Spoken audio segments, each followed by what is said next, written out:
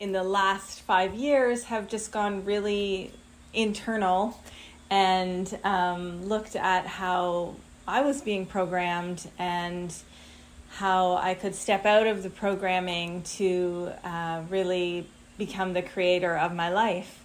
And that's intensified in the last couple of years. And I feel like I'm ready to teach it and share it with people so that they can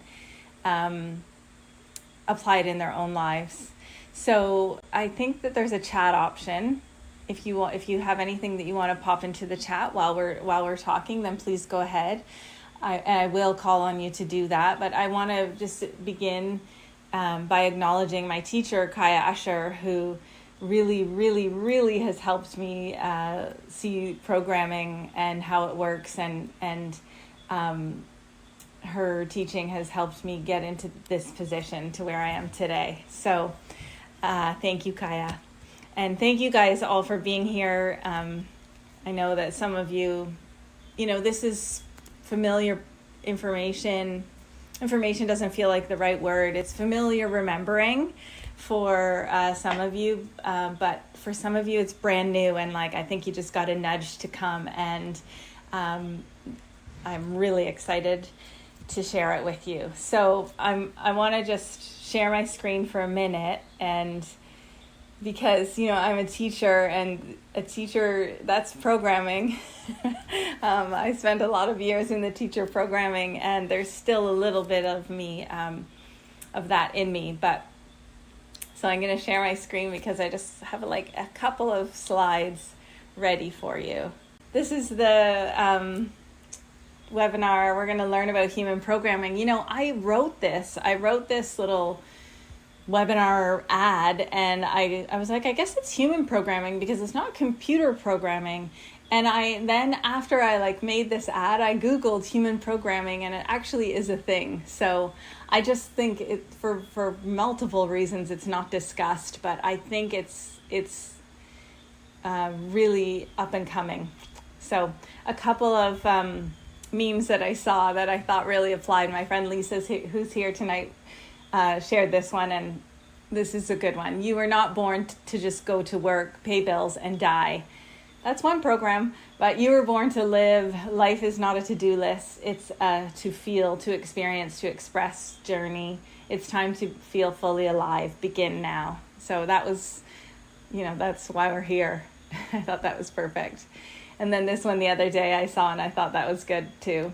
It's mind-blowing to me. I used to walk the earth thinking the news was real and adults knew what was going on.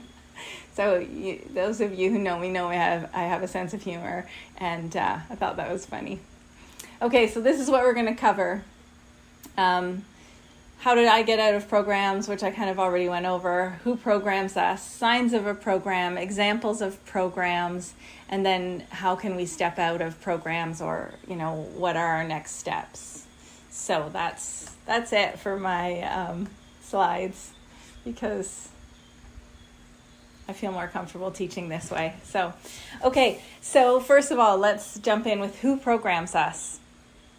Society essentially is who programs us. It begins, generations and generations and generations ago, but really we also are programming. So I don't want to villainize programming, because there are some programs that are amazing, and we can opt in and out of programs. But I think this remembering is really important, because we want to we want to step into the creator role and know that means that we can opt in and out of programs when we step into the creator role. Okay, and so our main programmers are teachers, parents, the church, government, school, leaders, coaches, Hollywood, musicians, hospitals, doctors, neighbors, friends.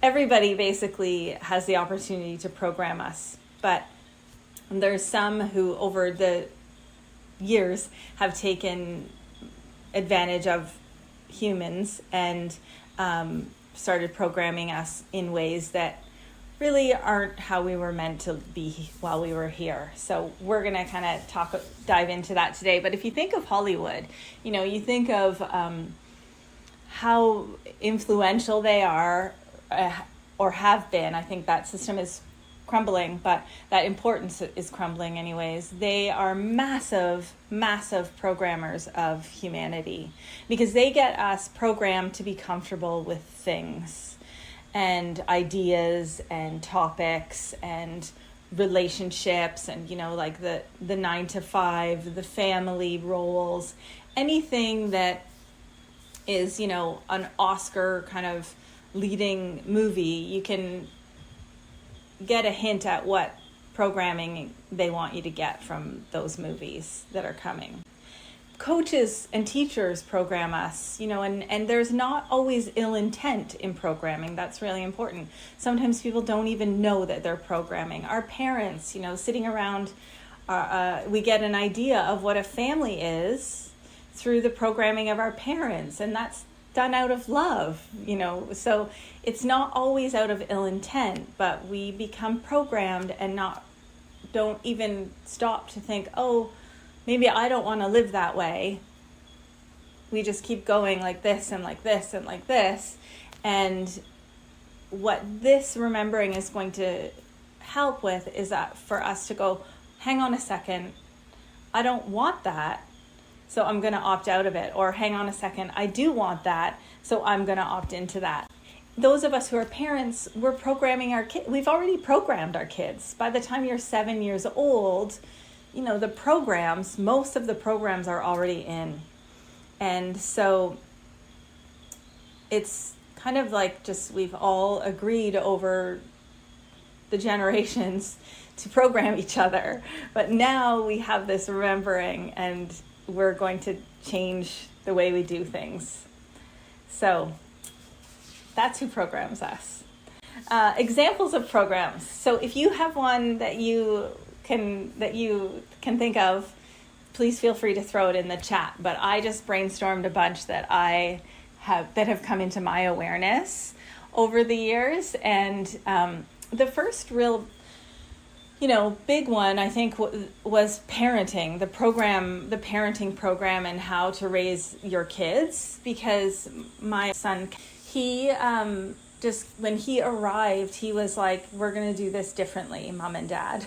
So that was when I kind of got jolted to like, okay, you're not going to raise your family the same way that people around you are raising. And that to me was like just the beginning of my remembering. And then, my other kids have contributed to that as well, because our kids are our teachers, and, they come here with their own ideas of how they want to live. And so we've just raised our kids outside of convention, be it like education, medical system, and those are just two simple ways. But our kids are just different because we're raising them outside of a lot of programs. So aging is another program.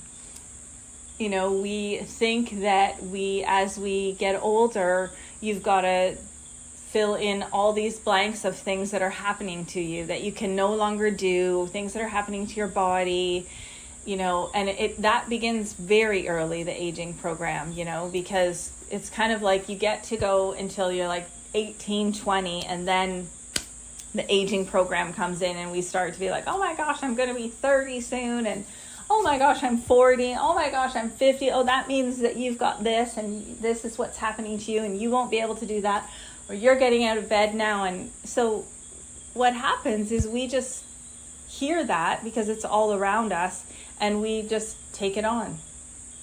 We get a slightest little like creak in our body, and we're like, oh, it becomes a joke, right?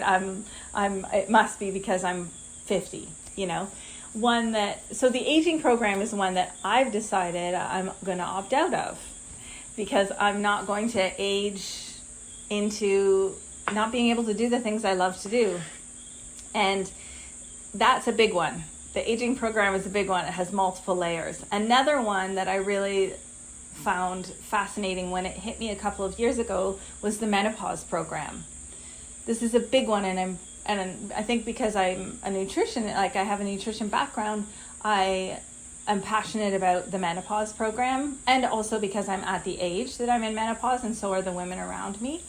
So I was sitting around a table with some friends and hearing them all talk about their sad stories about menopause, and it was all suffering. None of it was good. Not a single thing was like, I feel amazing, like I'm liberated, I'm free, I'm strong, I'm beautiful. It was all like, I hate my husband, all of a sudden out of nowhere, I lose it on my kids, I don't sleep at night, I'm gaining weight and I can't lose it, my hair's falling out, I don't have my period, I have no sex drive, like all of these things that are just like, I was just sitting there going, this was probably like 3 years ago, I was just sitting there going, this is fascinating. I was really watching it as a witnesser, and I was going, I am not interested in any of those things. And they're all the same. So why is everybody having the exact same symptoms? So like I just started, because I was starting to really question and I was learning about releasing programs already, I was like, bing, bing, bing, bing, bing, bing, bing, teachable moment. And one of my friends sitting beside me, she was like, I didn't have any symptoms. And I was like, oh, that's really interesting. So the next time I saw her, I talked to her more about it. And she said her mom didn't go through menopause, and neither did her grandmother. And so to me, I was like, well, that's interesting. You missed the programming. You what your programming was, we don't get menopause symptoms. Your period just goes away. And anyways, this is like many programs, it's insidious. Okay, so there's people teaching about it. And again, like people, it's not always ill intent. People want to help. So there's women who have made like big businesses around helping women with perimenopause and menopause, and bless them, but it kind of perpetuates the program and perpetuates the victimhood and the suffering. And for me, I was just like, I'm opting out of it. And I've had a couple people say to me, are you in perimenopause yet? And I'm like, no. Like, maybe if I don't have my period for a while, I'm not going to go and Google menopause symptoms. I'm not going to go and be like, oh, this must be menopause. I'm just going to be like, oh, I don't have my period for a couple of months. So it takes, like, once you realize a program is running in your life, it takes some commitment to step out of it. Okay, so you have to work at it, because it's so, what do you say to people? Like, no, I'm opting out of it. And they look at you like you have three heads, and they're like, what does that mean? But then also the other thing that I notice is like other women are kind of like, well, Maggie, you just wait. You won't be able to opt out of it. You're just saying that now because you don't have symptoms. You're only 49 or 48 or whatever, right? Like that's how entwined and deeply rooted these programs are, that we almost want other women to be pulled down and kept in the suffering with each other. Not intentional, it's just because we've been programmed. So, so that's a big one. Lack is a program. School, going from school to college or university to the workplace. Retirement, that is 9 to 5 is a program. Marriage is a program. Mother's Day is a program. I know, some people aren't ready for this information because they don't want it, like, it offends them, and that's okay. My intent is not to offend people. It's to liberate them. So, like I said, you can opt in and out. So Sunday was Mother's Day, so I'm like, this is one I'm going to opt into. My birthday, I'm going to opt into that because I want to be celebrated. So I opted into it. But here, this is what's funny, is like, this is how it works. So once you are conscious and you have the awareness, so the Mother's Day comes up, my kids are like, my son is in Canada right now and I'm here in Costa Rica. He's like, Mom, I'm going to miss Mother's Day. And I'm like, it's okay. Like, go live your life. And like, there's a little voice in my head that's like, but your son won't be there for Mother's Day. He should be beside you. Right? This little voice talking like that to me. And I was like, no, he's free. Let him go be free. And then Sunday rolls around and I'm like, he's like, hey, Mom, happy Mother's Day. I'll call you later. And it's like 7 o'clock, 8 o'clock. He hasn't called. I'm like, he hasn't called me. You know, like I hear this little voice and I'm not like, this is how insidious it is, because they want it wants you to go into suffering. Even though I have 2 beautiful daughters, my husband made me dinner. My daughter's, my daughter made me the beautiful card, like, so you forget all of the beauty that's around you because you just so easily go to, right? So that's what you begin to have to watch for when you opt in, when you become aware of programs, is how you can be scooped up. And the same thing can happen on your birthday. So-and-so didn't call me, but you had 90 other people text you that happy birthday, but like that one person who always calls you, or like they didn't get me. I was up before my husband and he didn't make me coffee and it's my birthday. Like that's it, right? That's how quickly we can fall into I'm gonna suffer, even though you have this beautiful celebration of your life or your anniversary or whatever. Another one my husband and I were talking about today was surrender. Like, so if you think this is a good one to look at, so something came up for me this week and, I felt a little bit like I was drowning, and I was like, okay, I'm just going to sit with this feeling of drowning. And, like, what would I do if I actually was drowning? Well, I would ask for help. And what if no one was there that I couldn't ask for help? I would just have to surrender that, okay, you're drowning and you might die. Like, that's really the only other option. And once I realized that, I was like, oh wow, that's really peaceful to just like surrender and just go, okay. And with that, what actually happened as I continued the visualization was I floated to the surface. So it was fine. And so I was telling my husband about that, and we were talking about how in movies and television, anytime that someone surrenders, they're weak, or they're like a victim, or they've had to give in or be captured, right? If you surrender, you're captured. And so we've been programmed around words, even, around the word, like, I'm 50 years old and it took me that long to be okay with just surrendering, like, because I thought you had to resist, because I was programmed that you need to fight to the very end by those Western cowboy movies or whatever movie, right? So anyways, that's another one, is the surrender program. Like doctor knows best, another program. 3 meals a day, right? Like, we could go on and on listing the programs. There's also sometimes you're in a program and it actually works. It's working for you. Maybe it helps. Maybe you're in a workout program, and that's a program that works until it doesn't. And then you want to opt out until it gets unhealthy, until it gets you in your mind, until you're like, why aren't I losing weight? Until you become, and this is how I've learned to recognize a program, is there's suffering and there's victim. So when something becomes suffering and victimhood, then you can pretty much guarantee there's a sign of a program there. Also, the group consensus. So many of our programs are societal and government and education system and that sort of thing. So the group consensus, my friends sitting around the table talking about menopause, we all agreed subconsciously, yes, this is the program. If you think of like Hollywood and movies, there's like rom-coms, romantic comedies, there's horror films, there's dramas. They've all got like this set list of what to expect. And you have to check those off in order. That's what a program is like.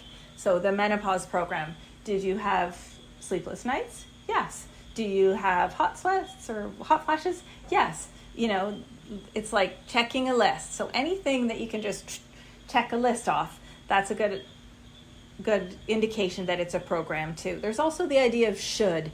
If you feel like you should be doing something, probably a program. Obligation program, like we're obligated to go to a funeral, or we're obligated to go to a wedding, you know, then you can opt out of that too, the obligation program.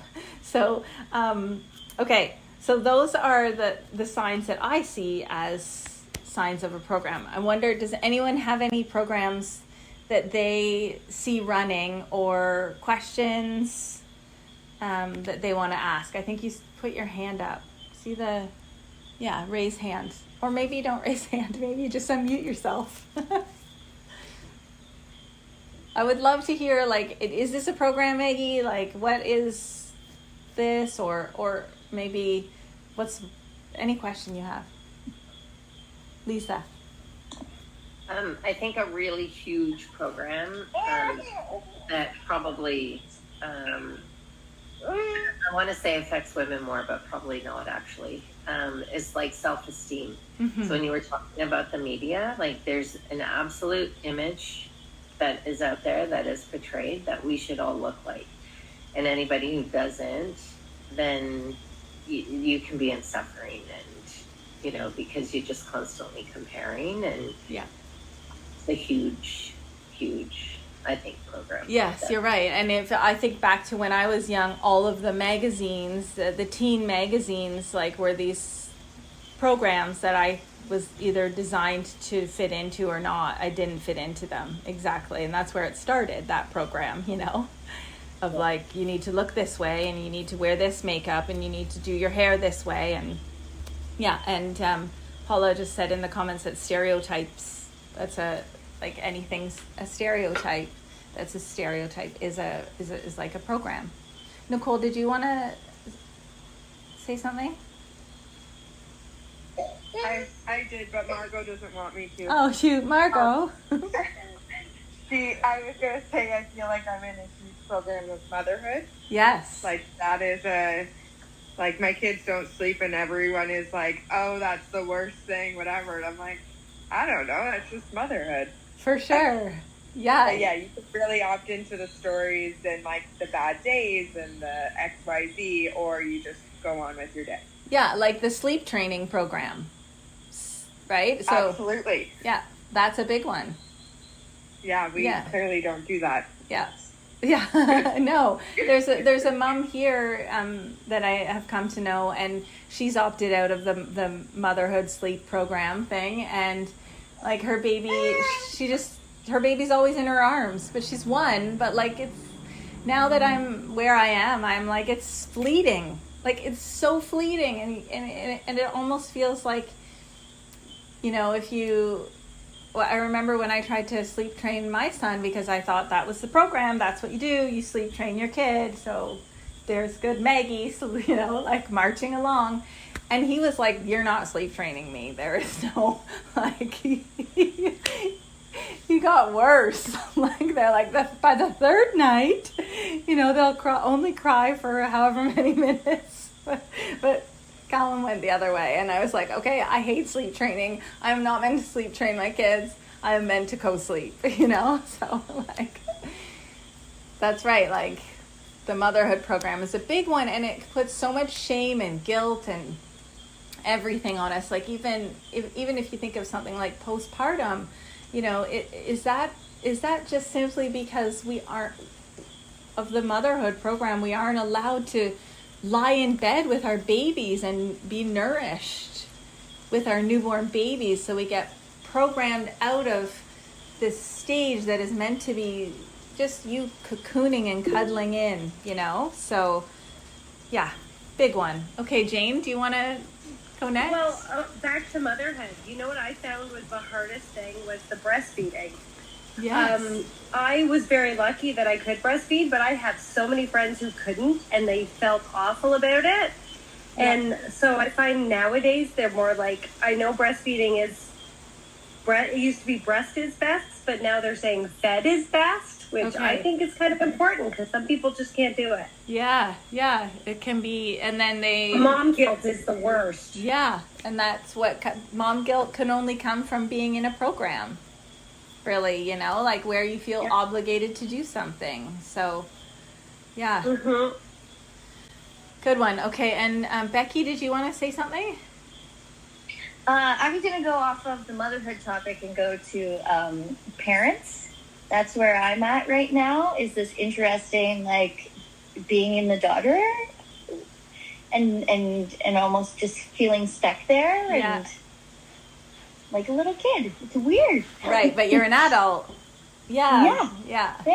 And it's like this struggle, like, because I still believe, like, you know, with age comes knowledge, and I'm not against hearing things, but when I feel like I am being restricted in a way that just doesn't feel right, and the daughter part of me goes, well, I don't want to go so far off that, I don't know, I couldn't come back almost. Yeah. You know what I mean? Yeah.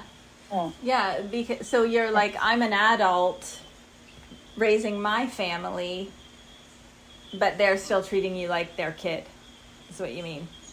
Yeah, it's this, I mean, it is this interesting, very specific dynamic with my father where, you know, I also feel like I'm an entrepreneur, you know, and he owns a business. Right. And they're aging, you know, and they're trying to figure out where they can take this thing, but where I would choose to take it would be totally a different, you know, road. Yeah.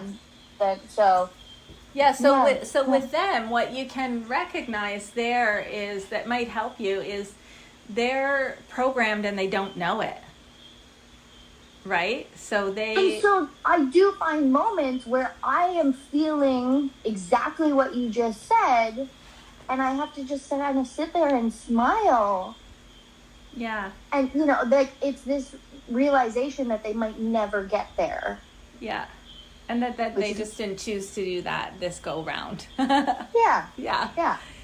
But be okay with that. Yeah. But also, you know, like just the way that our kids are our teachers, you're still their teacher. So you doing what you're doing is helping to deprogram them. So that's interesting. Yeah, there's lots of juice also, there. It's just lovely to see your beautiful face and hear you talk. Thank you. Thanks, okay. Becky. Becky was actually my student years ago, so here we are again, which is awesome. Okay, anyone else want to say anything? Okay, so I want to just give you some ways, you know, that you can, so what do you do now? Like, really just, the first thing is the awareness. Okay, so you're here tonight. Now you have awareness that there's programs running. They're not all ill intent, as I said. We can also choose to opt in and out of some. Okay, and that is just it's here for you to really remember, so that you remember how powerful you are. And if you don't like, you know, the 9 to 5, let's say, it's a program. You can opt out of it and create something different. So my husband and I years ago opted out of that program, but we didn't even know at the time. But so we run the entrepreneur different lifestyle program, you know, so we just really traded one program for another. One program comes up for me often is like the like woman like me who has an online business program. So it's like, okay, you're supposed to, like, you know, this is what you're supposed to do on Instagram, and then this is what you're supposed to do here, and you're supposed to, and my kids help me all the time, and they're like, Mom, you should be doing this, or like, and I'm like, I don't know if I can do it, because it's like part of it's not really the right word, but you guys will understand it when I say the boss babe program. Like, I just can't run it, and so I'm not in it. I don't know what program. I'm like, I'm gonna have a webinar, and it's gonna be free, and I don't really want to call it a webinar, but like that's the program. Everybody knows what I mean. You know what I mean? Like that's how like woo, how fun it can get. It's like just playing with a bunch of balls that you're juggling to be like, I think I'm going to pull this part of the program in and use that, but I'm not going to use that one. And there you go. Like that's creator, like that's me having feeling empowered and doing what feels good for me. So I really would love to hear from you. You know, those of you who are new to, well, everyone, I'd love to hear from you, but those of you who are new to this topic, I want to hear from you. Like, if you're like, is this a question? Is this a program, Maggie? Like, what can I do about this program? You know, kind of like Becky, like, I don't really know what to do about this one. And, you know, it's helpful to have people in your life to talk to it about, first of all, while you're kind of deconstructing and unplugging from the program. I think most importantly, remember that we're not here to suffer. That's the biggest thing that we want to remember, is we're not here to suffer. So when you start feeling, like on Sunday, when I started to hear that voice being like, oh, your son never called you, you should be sad. It's the recognition of it. And in that recognition, you pull back some of your freedom, some of your power. Okay, so it's just the practice and the recognition of it.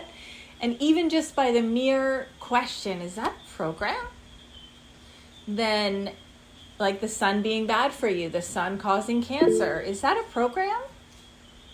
You know, then just that asking the question, you're opening up to... Can I ask a question? Yes, please. When you talked about that little voice on Mother's Day, yeah, can you recall a time in the past where that was the case and you would have done something different instead of just sitting and going, it is what it is and it's okay, and yeah, so you know, like, where did you get to that point where you're like, oh, that was a reaction, you know, and instead I'm going to actually do the different thing? Yeah, well, I think the recognition of suffering is a big one. So feeling sorry for myself and turning my focus away from the beautiful handmade card to, you know, a kid who I know loves me. I know my kid loves me, but he's free. He wants to be sovereign too. He's living his life. Don't I want that for my kid? That's what I want for my kids, to go out and live their life because I want to live my life. Yeah. So in the past, just, oh, woe is me. Yeah, you by obligation, you're supposed to do this. Now I know he loves me. Like, I know that. I don't need a day for him to call me and say, Mom, happy Mother's Day, because it almost feels fake. You know what I mean? But in the past, I would have just slipped into that suffering, and I would have, you know, then felt negative and been maybe naggy, and therefore then your son starts to think, oh my God, my mom, blah, blah, blah, when rather it was like, oh, right, I'm going to call my mom, and then, exactly. or whatever. Or have him go, oh, I didn't call my mom, and she was fine with it. Oh, like, that's freeing. You know, like, then when he comes home and he gives me a hug, it's just a love hug. It's not an obligation hug, you know? So, yeah, in the past I would have just gone into suffering, but now I know what suffering feels like, and that's really important, is like that feeling of suffering is when you're down on yourself and not feeling great. And, you know, so in those cases, it's thought a lot of the time, and our thoughts are really just not real. They're not ours, and they're the programs running. And so just the awareness alone that your thoughts are not you. They're something you picked up along the way. And I try to, you know, do something that makes me feel good. So listen to music, great music, go into nature, do something like that. And then Kaya, as most everyone here knows, does a daily activation, and that's such a great place for you to release programs, because it's basically an activation Monday to Friday in her community for releasing consciously actively, that's why they're called activations, really, because they're active. You're actively releasing programs and distortions and things that are no longer working in your life. And you realize that, and you just learn how to let them go and surrender and float to the surface. So yeah, that is really, that's about it, guys. Like, that's what I wanted to say about programs. And you know, if you have any questions, please feel free to message me. And thank you for being here. Does anyone have any questions that they want to, or something else that they want to throw out?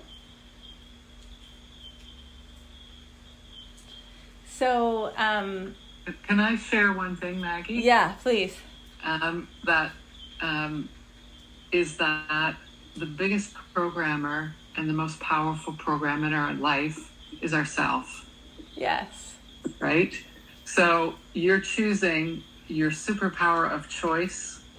It's a superpower.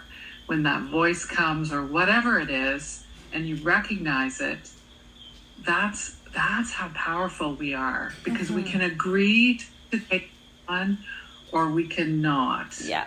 And put it down. And you're beautifully like articulating exactly what that is. But I just want to say, we are the biggest programmer. Yeah, the OG programmer. Yeah. Yeah. So you're choosing what you prefer in your life. Yeah. Right? Yes. Yeah. By opting in or out of a program, you're choosing what you prefer in life. Exactly. And I prefer to feel good. So even if you feel like you're in a program that you can't get out of, you can. Some of them take longer than others because they have more layers, and they're just, you know, like the aging one is just so, it's layered. And, you know, it has to do with eyesight, it has to do with hair, it has to do with your body, like, you know, weight, so many things. So you almost, like, in my experience, you come to them in layers with that program. But then some programs are simply just, I'm not going to do the paleo program anymore. You know, some of them are very simple like that. I'm not going to do that program. I did it for a while. That program worked. It's no longer serving me. I'm opting out of it now. So you are in the driver's seat of your life. And as Christine said, we are the ultimate programmer. So what programs do you want to be running? And it takes some fierce determination and commitment to feeling good, to deprogram yourself. But we are all here that's our original design. So we can do it. Okay, guys, so send me a message. You all know how to reach out to me. Thanks for being here. It was great. I appreciate your being here for me on this auspicious night. Okay, thanks, guys. Have a good night.